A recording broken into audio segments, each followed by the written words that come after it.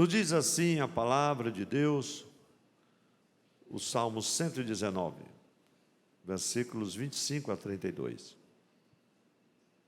A minha alma está apegada ao pó, vivifica-me segundo a tua palavra. Eu te expus os meus caminhos e tu me respondeste, ensina-me os teus decretos. Faz-me compreender o caminho dos teus preceitos e meditarei nas tuas maravilhas. A minha alma se consome de tristeza, fortalece-me segundo a tua palavra. Afasta de mim o caminho da falsidade e favorece-me com a tua lei. Escolhi o caminho da fidelidade e decidi seguir os teus juízos. Aos teus testemunhos me apego. Não permitas, Senhor, que eu seja envergonhado. Percorrerei o caminho dos teus mandamentos, quando me deres mais entendimento. A igreja diga amém. Amém. Glória a Deus. Meus amados irmãos, o Senhor nos dirigiu à quarta estrofe do Salmo 119.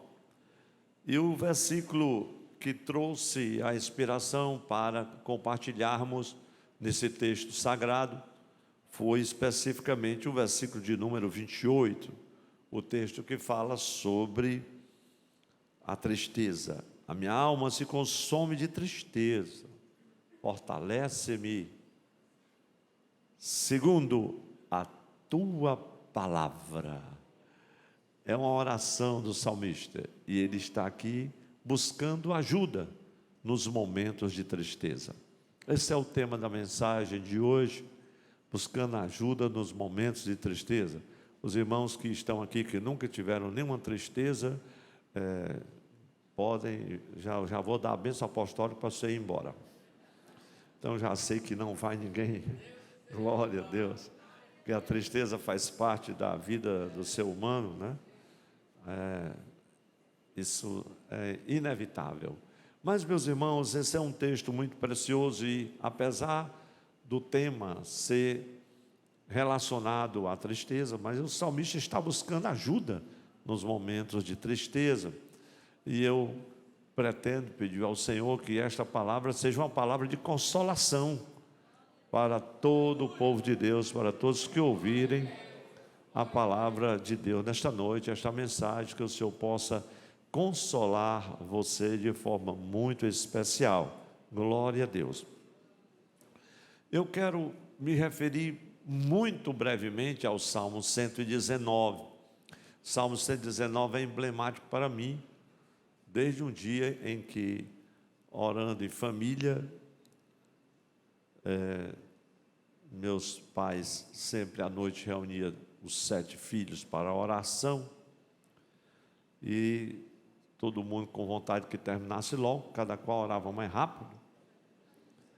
E o meu irmão disse assim: meu pai, falta só, para demorar mais, só lendo o Salmo 119. Eu disse: eu não vou negar um pedido desse meu filho.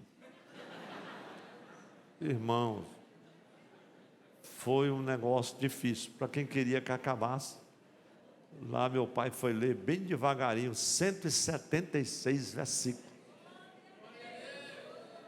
E aí depois, para completar tudo, eu disse: agora só nos resta cantar o hino 380. A minha mãe: outro pedido que não vamos negar, né, meu velho? Pronto, então naquele dia, a oração realmente demorou bastante, porque o hino 380 é o maior hino da harpa, o Salmo 176 é o maior salmo. Glória a Deus. E eles arrastaram a oração bastante naquele dia. Aí a gente aprendeu nunca mais a reclamar. Então o Salmo 119 ficou assim gravado no meu subconsciente, aquele episódio. Mas é um salmo preciosíssimo, meus irmãos. É um manual. O Salmo 119 é um manual, na verdade um padrão, um modelo de como a vida do homem e da mulher pode ser guiada, pode ser dirigida, pode ser orientada, transformada, restaurada, curada, moldada, pela palavra de Deus. No Salmo 119, você vai encontrar muitas vezes a expressão: os mandamentos do Senhor, os preceitos do Senhor, a lei do Senhor, o conselho do Senhor, os testemunhos do Senhor, a palavra do Senhor. Então, são várias formas de se referir à palavra de Deus. Então, em todo o Salmo, não tem praticamente um único versículo no Salmo 119 em que você não encontre uma dessas palavras.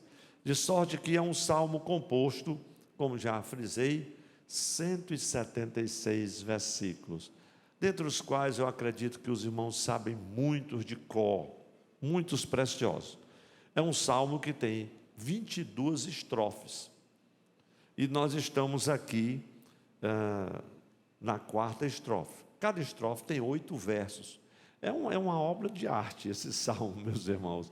Então, é o mais longo da Bíblia e pode ter sido escrito pelo sacerdote Esdras, ou Esdras, como você queira.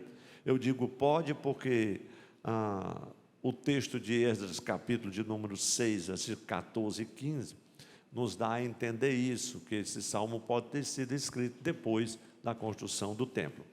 Então, é um verdadeiro manual sobre a importância da palavra de Deus. Aqui apresenta os mandamentos do Senhor, como já frisei, usando os mais diferentes termos, que são variantes de uma só palavra, a lei do Senhor. Muitas vezes que ele se refere à palavra de Deus como a lei do Senhor, que é como um padrão para mantermos-nos puros diante do mundo, mantermos puros andando nos caminhos ou no caminho do Senhor. Então este salmo, como já falei, é um guia, meus irmãos, seguro para vivermos de forma digna da vontade de Deus. E como sabemos, a gente vive, meus irmãos, o tema da mensagem, como já frisei, é buscando ajuda nos momentos de tristeza.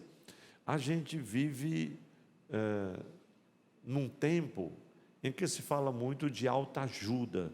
As pessoas estão recorrendo, e isso não é errado, recorrer ao terapeuta, recorrer ao psicólogo, recorrer ao aconselhamento pastoral. Não, as pessoas buscam ajuda mesmo, e é característico essa busca, eu digo assim, da autoajuda em todas as épocas. As pessoas, através dos tempos, se esforçam para encontrar um modelo, como fazer a vida ficar melhor. Se dependesse da gente, ninguém nunca ficava triste. Verdade não. A gente nunca se aborreceria. Mas só que esse era o ideal que Deus programou. E o homem andou estragando as coisas junto à árvore do conhecimento do bem e do mal, e a tristeza faz parte da caminhada. Ainda bem que Jesus veio com o plano da redenção para nos dar escape nos momentos de angústia e de tristeza. De sorte, meus irmãos, que em todas as pessoas, em todo ser humano, há uma inclinação, vamos dizer assim, natural, para procurar ajuda no momento de extrema necessidade, no momento de tristeza. De sorte que a gente tem que ser realista neste momento e dizer que qualquer método que o homem ou a mulher invente, ele vai ser apenas solução por um determinado tempo. De alguma maneira a tristeza estará rondando. Nenhum método, eu acredito, mesmo que seja uma palestra, vamos dizer assim, motivacional, né? Eu nunca vi, e já ouvi às vezes, em alguns momentos, alguém dizer isso: olha, você venha aqui que você nunca mais vai ter uma tristeza. Nunca vi ninguém dizer isso, né? Mas aqui, neste salmo, o salmista nos ensina lições preciosíssimas. Seria uma ingenuidade, irmãos, a gente dizer que existe um método que iria nos dar uma certeza, uma segurança de continuidade, de sorte que a tristeza não fizesse parte de nenhuma realidade ou de algum momento. Mas nessa pequena estrofe do Salmo 119, aqui na quarta estrofe, que contempla os versículos 25 a 32, podemos ver aqui algumas instruções do salmista, e é sobre isso que eu quero compartilhar com a igreja, quando ele se encontrava nos momentos de tristeza. Veja como ele se porta, veja como ele se expressa, veja como ele reage, veja como ele age, as ações do salmista. Então o salmista acreditava piamente que somente a palavra de Deus poderia lhe fornecer alento e ajuda na hora da tristeza, fosse qual fosse a sua dimensão. Então vamos ver algumas instruções do salmista. Eu anotei algumas e eu quero compartilhar com a igreja. É uma breve mensagem, mas eu espero que o seu coração seja consolado. Glória a Deus. Então a primeira instrução do salmista, enquanto ele roga ao Senhor por ajuda no momento de tristeza, ele ensina que nos momentos de lutas e tristezas devemos depositar a nossa esperança e confiança em Deus. Veja o versículo 25, ele diz assim: a minha alma está apegada ao pó. Ou seja, ele estava no chão, ele estava sentindo-se abatido. Ele fala da alma, ele fala dos seus sentimentos. As suas emoções estavam talvez em frangalhos, sentindo-se mal por dentro. Quem sabe aquele sentimento de insuficiência tremenda tivesse invadido o seu coração, ele estava prostrado, quem sabe com o rosto no pó. Mas ele fala da sua alma, isso não quer dizer necessariamente que ele estava prostrado, mas como diz o cearense, tinha arriado. Era um momento difícil. Ele disse: a minha alma, Senhor, está apegada ao pó. Quando fala do pó, fala do que está abaixo, do que quem sabe estava construído e agora foi destruído, que existia e agora não existe mais, a não ser o pó, a poeira, talvez até mesmo a esperança que tenha sido levado, algumas coisas que eram muito caras e esperadas, expectativas que foram programadas por uma vida inteira, já não restam mais nada, só o pó. E a sua alma estava apegada àquelas circunstâncias. Nós podemos apenas presumi-las, referir-se a algumas delas, mas quem sabe o salmista se expressa resumidamente quando ele diz: a minha alma estava apegada ao pó.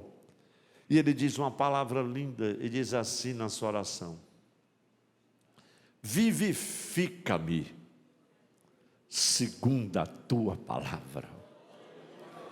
Glória a Deus. Eu quero levantar as mãos, se estender para a igreja do Senhor.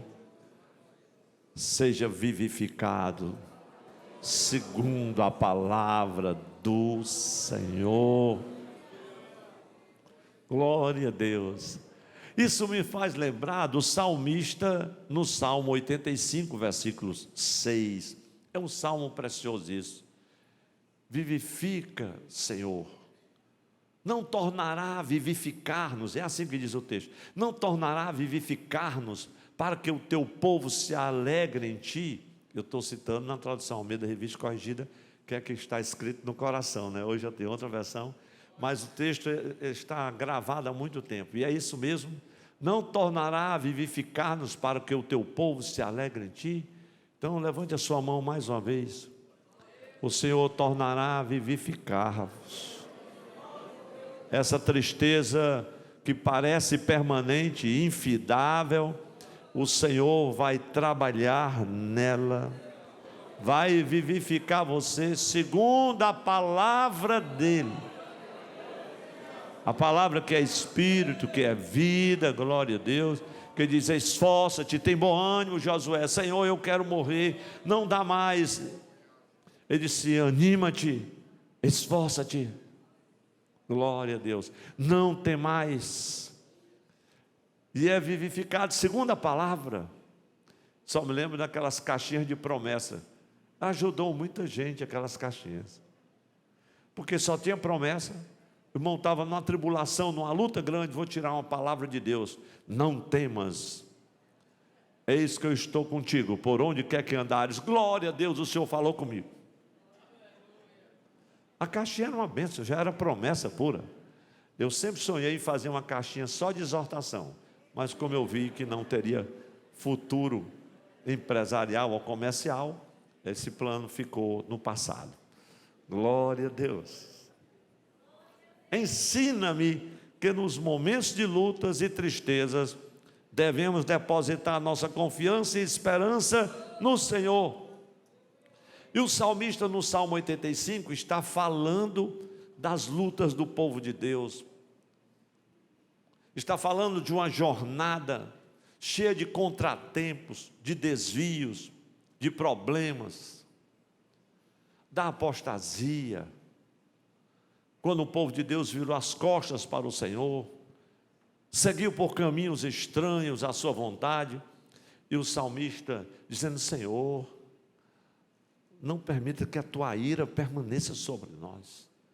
E aí no versículo 6 ele vai dizer: não tornará a vivificar-nos, para que o teu povo se alegre em ti. Glória a Deus. E ele vai terminar este salmo dizendo que ele vai abrir um caminho. Glória a Deus. Os seus passos vão abrir um caminho. E está referindo-se profeticamente ao Senhor Jesus. É algo tão maravilhoso. Mas, meus irmãos, como nós podemos ver dentro, veja o versículo 25 de novo: a minha alma está apegada ao pó, vivifica-me segundo a tua palavra.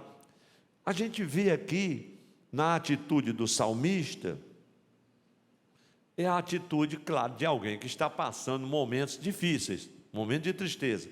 E ele faz o quê? Recomenda depositar a confiança e a esperança no Senhor. Porque quando um homem ou uma mulher perde a esperança e já não tem esperança e não tem mais um ideal, na verdade ele está no pó. A sua alma está apegada ao pó da desesperança. Então essa é uma recomendação válida demais, pois, meus irmãos, nós vivemos num mundo em que essa é uma realidade. Nós somos mesmos, todos nós, impacientes para dar fim aos nossos problemas. É ou não é verdade, meus irmãos? Dependesse de nós, tudo que é de problema, a gente dava um decreto e amanhã não tinha mais nenhum. Isso é uma inclinação natural nossa, dar fim a qualquer problema. E às vezes nós até mesmo nos precipitamos ou nos exaltamos e erramos nessa tentativa de resolver as coisas. Às vezes o fazemos de forma negligente, precipitada, e acabamos aumentando as nossas dores e sofrimentos, como diz o profeta Isaías no capítulo 50, versículo 11: todos vós que acendeis fogo e andai no meio dessas faíscas, no meio dessas labaredas, vocês vão jazer, vão sofrer no meio delas. Isaías 50, versículo 11. O HD rodou certo. No versículo 10 ele diz assim, que nós devemos confiar no Senhor. Quando tudo for trevas, tudo for tristeza, e não houver luz nenhuma, confia no Senhor teu Deus e firma-te no Senhor Jeová. E no versículo 11 ele vai dizer assim: todos vós que acendeis fogo, é a precipitação, você acende um fogo e vos cingis com faíscas, andai entre as labaredas do vosso fogo. Você acendeu o fogo, as coisas já estão difíceis, Aí você disse: irmão, você conhece alguém que pode emprestar a juro? Aí o irmão disse assim: conheço. Pois já faz um cálculo. Eu tenho essa conta, está desse tamanho, mas eu vou pedir emprestado tanto, depois papai vai me dar mais tanto, aí eu vou falar com meu irmão que mora em tal canto, depois eu vendo a moto e junto tudo, ainda vai sobrar tanto. Aí quando o irmão olha, ele acendeu, foi mais o fogo. Em vez de resolver o problema, de repente ele está no meio das faíscas. E haja tristeza. Os irmãos estão entendendo o que é que o salmista está dizendo? Aí você acende um fogo, ó. Isso vem da minha mão, em tormento jazereis. Deus está dizendo assim: você não está confiando na minha palavra, você não está levando em conta a palavra, eu estou só olhando. Você nessa tribulação, não é fácil dar glória a Deus não, irmão. Tem uns crentes saltitando aí no meio das faíscas que ele acenderam e depois ainda fica revoltado. E aí sobe o monte, desce o monte, haja campanha. Deus não está ouvindo, não está resolvendo. De que se queixa o homem? Todo crente sabe esse versículo decorado. Provérbios capítulo 14, versículo 13 diz assim: até no riso o coração pode ter dor, e o fim da alegria pode ser a tristeza. Esse versículo é um versículo incrível. O fim da alegria, claro, é a tristeza, mas a Bíblia diz também que na presença do Senhor até a tristeza salta de alegria. Jesus nos ensina muito, meus irmãos, sobre a tristeza no sermão de despedida, porque ele falava com o discípulo, falando da sua partida, falando do Getsêmani, falando do Calvário, falando da sua missão, falando de prisão, falando da traição, falando da sua agonia, do seu martírio, da via cruz, e os discípulos não estavam entendendo nada, e a gente observa como Jesus vai falando de diversas maneiras sobre a tristeza. Quem pode ver no versículo 6 do capítulo 16, o Senhor disse assim: olha, o vosso coração vai se encher de tristeza. E ele sabia que iria mesmo, porque o que ele tinha a dizer era para entristecer, não era algo que fosse uma imposição do Senhor, mas era a verdade, o que já estava programado por Deus, profeticamente anunciado, e os discípulos não estavam entendendo, e eles estavam tristes. Isso João 16:6, o vosso coração se encherá de alegria. Mas no mesmo capítulo 16, versículo 20, ele diz assim: mas a vossa tristeza se converterá em alegria. E ele estava falando da presença do Espírito Santo. Se eu não for, ele não vem. Então vocês saibam que eu preciso ir, porque se eu for, ele virá, o Espírito Santo da verdade. E isso me faz lembrar de 2 Coríntios, eu não li os versículos todos. 2 Coríntios capítulo 2, versículos 5 a 7, Paulo vai dizer que as tribulações na Ásia foram tão grandes, foram tão excessivas, que ele chegou a ser desesperado, a própria vida, foi muita luta. Mas depois esse mesmo apóstolo, no capítulo 2, versículos de número 5 a 7, ele vai recomendar aos crentes coríntios, na igreja, que tivesse cuidado com alguns membros, por causa do pecado destas pessoas, estavam trazendo tristeza à comunidade cristã. Mas o apóstolo diz uma palavra que é muito linda nesse texto, capítulo 2, versículos 5 a 7, ele diz assim: meus irmãos, olha, exerçam o perdão, exerçam a disciplina, a consolação, para que esses irmãos não sejam consumidos de excessiva tristeza, demasiada tristeza nesse texto, de maneira que, pelo contrário, deveis antes perdoar-lhes, consolar-lhes, olha o texto, para que o tal não seja de modo algum devorado por demasiada tristeza. E meus irmãos, e todos nós sabemos que quando a tristeza age nesta dimensão, ela é excessiva, de repente ela se encaminha para uma melancolia, da melancolia para uma depressão profunda. E depois isto acaba terminando de forma muito ruim. E todos nós sabemos, mas o Senhor hoje tem esperança, está dizendo assim: nos momentos de luta e tristeza, essa é a primeira instrução, devemos depositar nossa confiança e esperança no Senhor. E eu lembrei-me desse texto de 2 Coríntios, quando o apóstolo está falando sobre disciplina, porque o pecado ele causa tristeza, e a tristeza às vezes ela se espalha no seio da comunidade. Mas o escritor aos Hebreus, falando sobre a disciplina, no capítulo 12, versículo 11, ele diz que, na verdade, toda disciplina, ao ser aplicada, não parece ser motivo de alegria, mas de tristeza. Porém, mais tarde, produz fruto pacífico aos que têm sido por ela exercitados, fruto de justiça. E eu gosto muito do texto, que já preguei aqui uma mensagem de 1 hora, eu creio, 2 Coríntios 7:10. Porque a tristeza, segundo Deus, produz arrependimento para a salvação, que a ninguém traz pesar, mas a tristeza do mundo produz a morte. São muitas pessoas que literalmente morreram por causa da tristeza, e outros espiritualmente estão mortos por causa da tristeza. Então o que é que o salmista faz quando se encontra num momento de tristeza? Aí veja o versículo 26 e 27, ele vai nos ensinar, ele contrasta os seus caminhos enganosos com os caminhos do Senhor, que são perfeitos, glória a Deus. Veja o versículo 26 e 27, eu te expus, olha como ele fala, eu te expus os meus caminhos.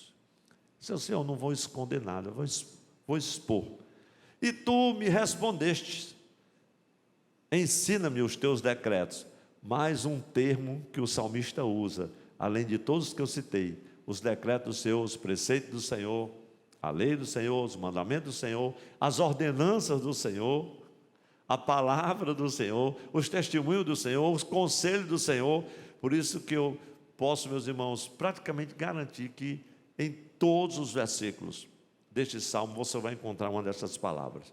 Eu te expus os meus caminhos, tu me respondeste, ensina-me os teus decretos, faze-me compreender o caminho dos teus preceitos, e meditarei nas tuas maravilhas. Glória a Deus. O salmista, ele acaba dizendo, em outras palavras, que está decidido seguir aquela trilha dura, talvez difícil, mas preciosa, dos preceitos do Senhor, aquela necessária via, eu diria assim, de fidelidade, para a qual os mandamentos do Senhor apontam. Era isso que ele estava fazendo. Então ele compreendeu que os caminhos do homem, os nossos caminhos, são enganosos, e que ele só teria segurança caminhando segundo os preceitos do Senhor.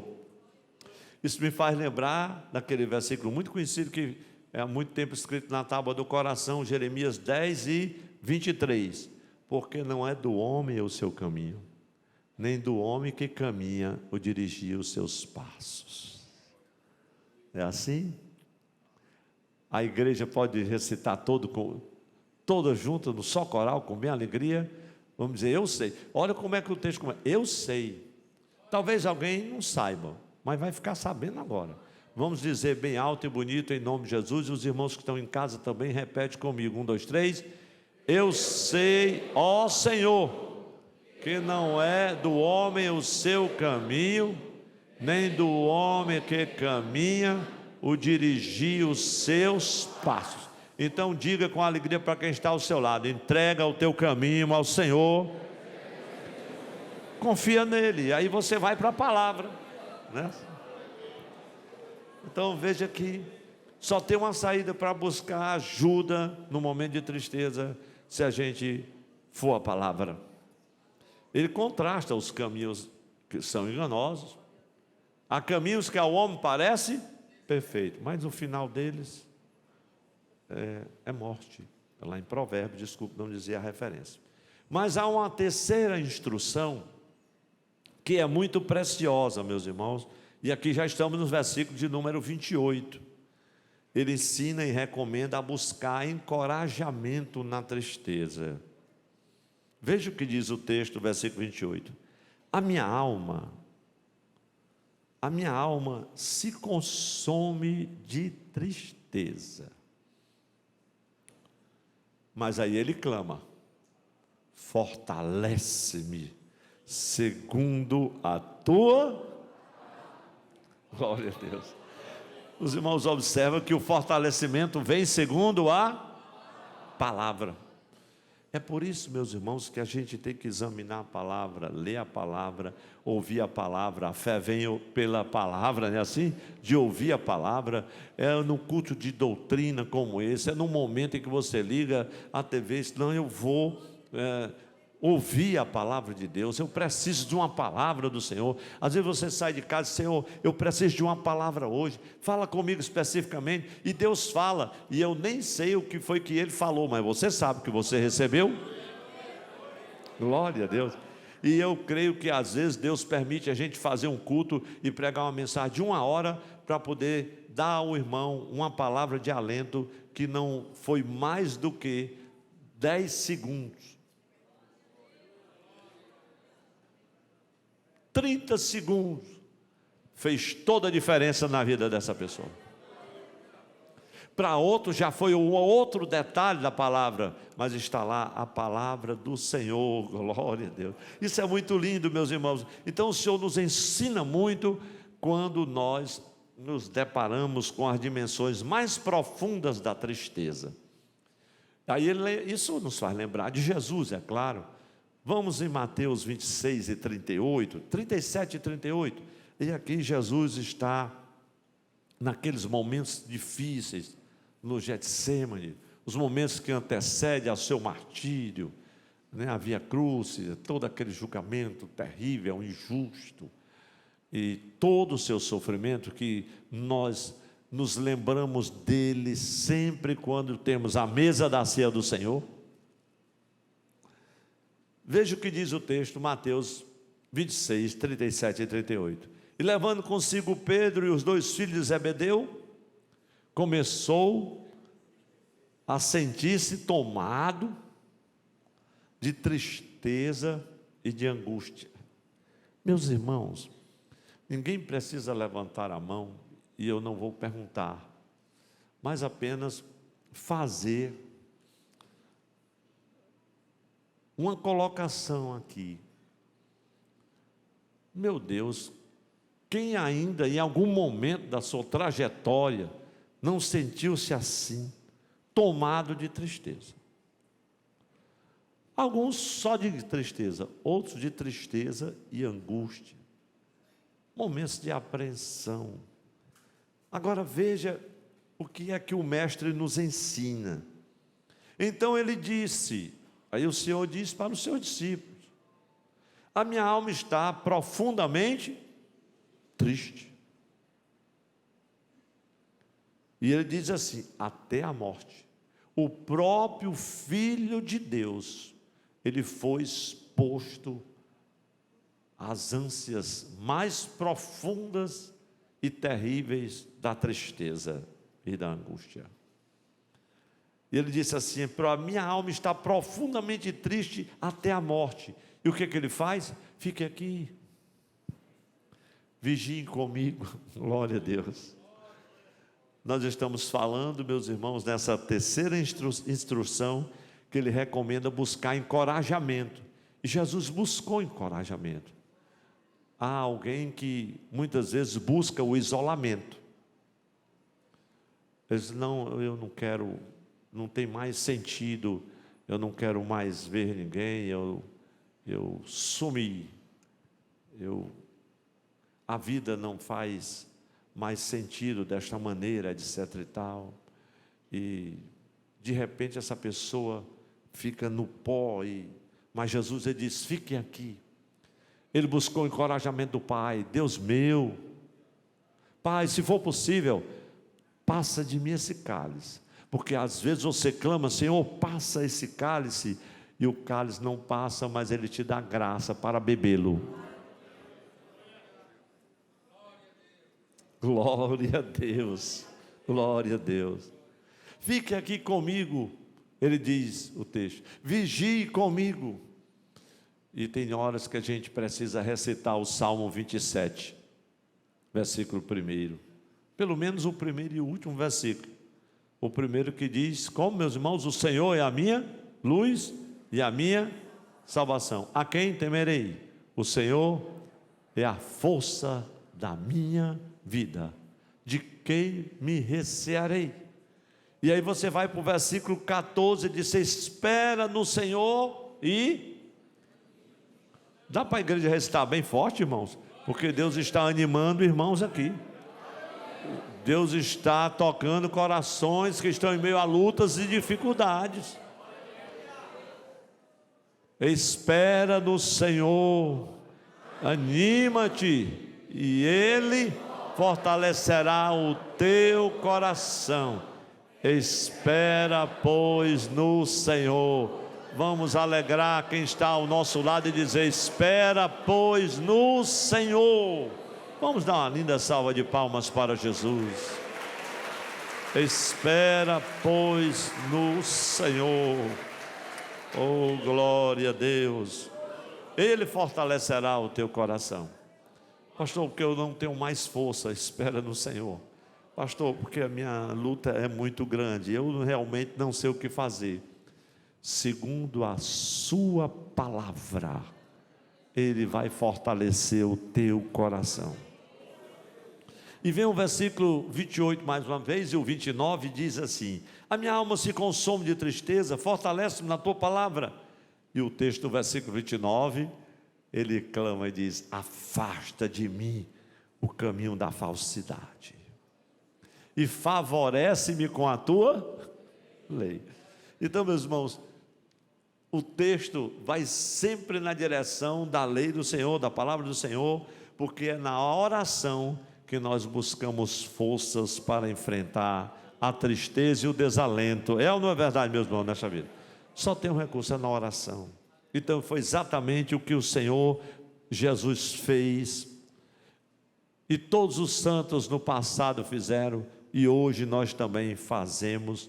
Isso me faz lembrar do apóstolo Paulo, no célebre, eu digo célebre porque é um capítulo maravilhoso, capítulo 6 de Efésios, versículo 18, que diz: orando em todo tempo.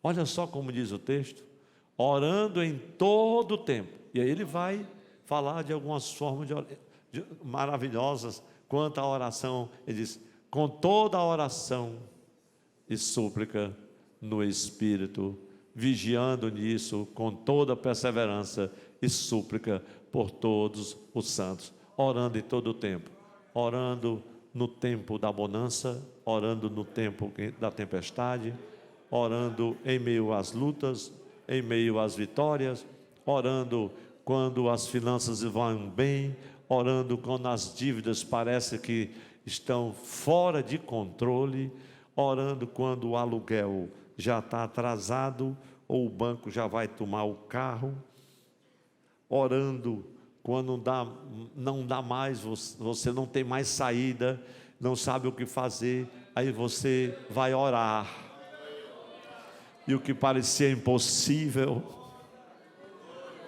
aquilo que parecia impossível, aquilo que parecia não ter saída, aquilo que parecia ser tua morte,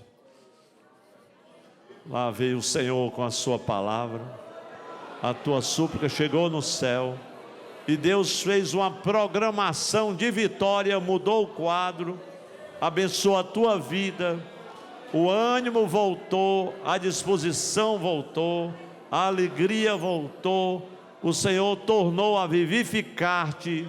Quantos estão recebendo esta palavra? Deixa a sua mão erguida.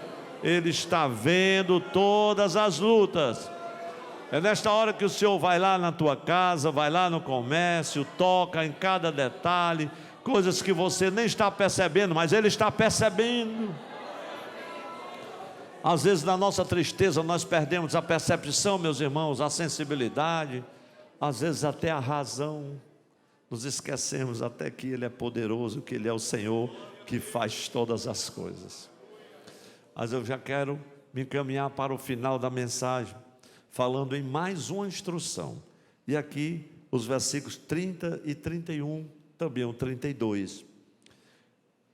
Veja o que é que o salmista nos ensina. Vamos dizer todos juntos.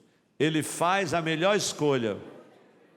Vamos toda a igreja? Ele faz a melhor escolha. Qual é a escolha? Trilhar o caminho da fidelidade ao Senhor. Tem muita tristeza. Na verdade, a tristeza só entrou no mundo por causa da quebra da fidelidade. Não é assim? Veja o versículo 30. Escolhi o caminho. É uma questão de escolha, irmãos. As nossas escolhas determinam o que está lá na frente, lá no futuro. As nossas escolhas hoje, elas têm repercussões que às vezes são demoradas, às vezes vai para uma vida toda. Escolhi o caminho da fé, da fidelidade, e decidi seguir os teus. Mais uma palavra para aquela coleção que eu já citei. Os irmãos se lembram? O conselho do Senhor, a palavra do Senhor, a lei do Senhor, o conselho, os preceitos, o mandamento, a lei, os decretos, os juízos. Que coisa maravilhosa. Eu escolhi o caminho da fidelidade e decidi seguir os teus juízos. Versículo 31. Os teus testemunhos, aos teus testemunhos me apego. Outra palavra. Aos teus testemunhos me apego. Não permita, Senhor, que eu seja envergonhado. A igreja diga assim comigo: quem trilha o caminho da fidelidade pode recorrer a Deus na tristeza, pois não será decepcionado nem envergonhado. Agradeça a Deus com glória a Deus.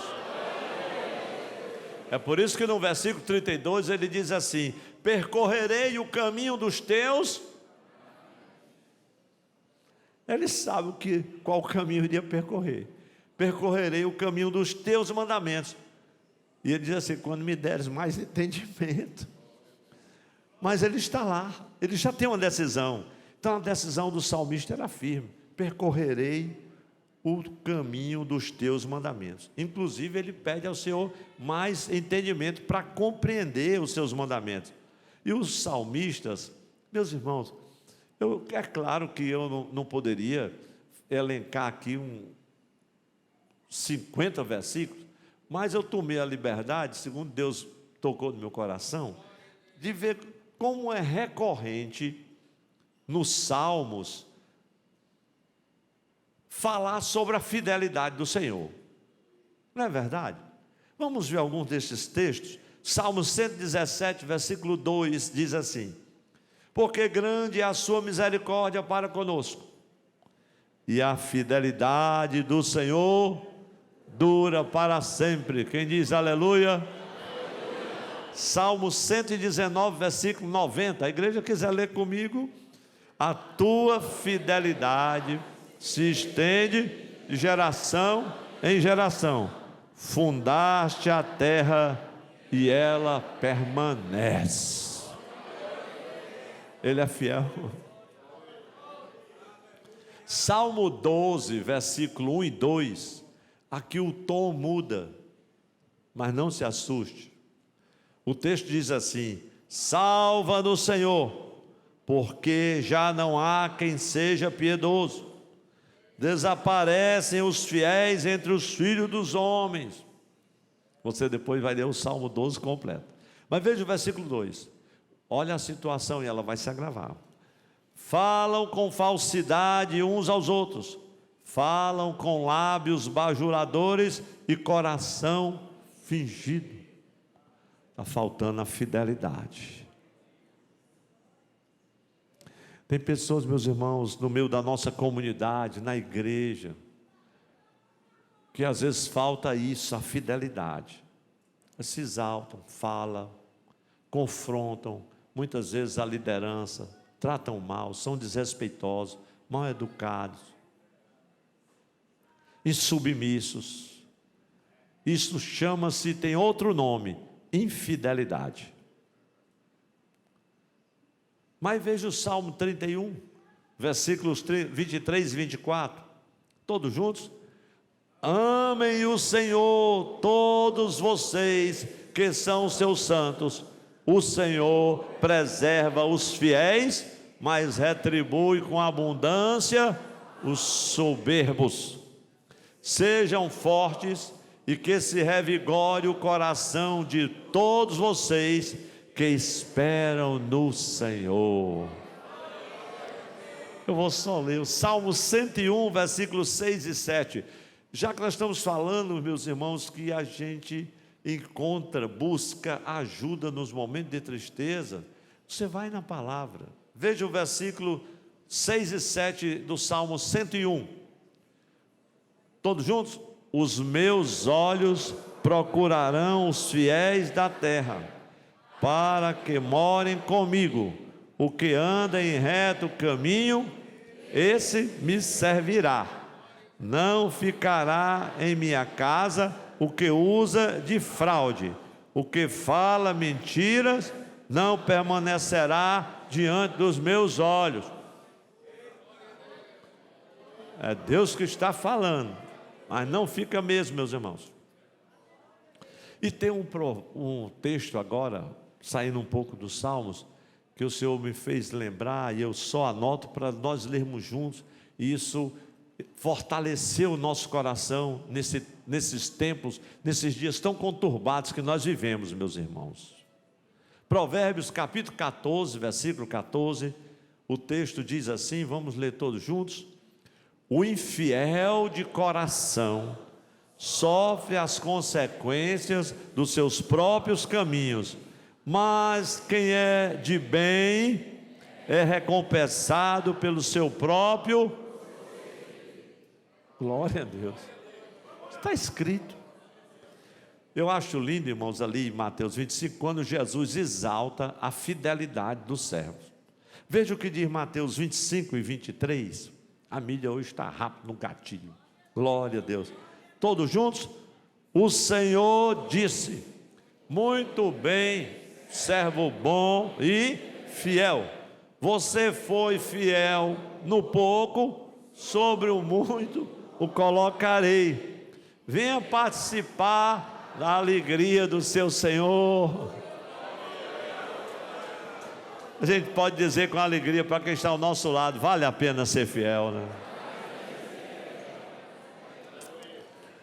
Isso nos faz lembrar de 2 Timóteo, por exemplo, capítulo 2.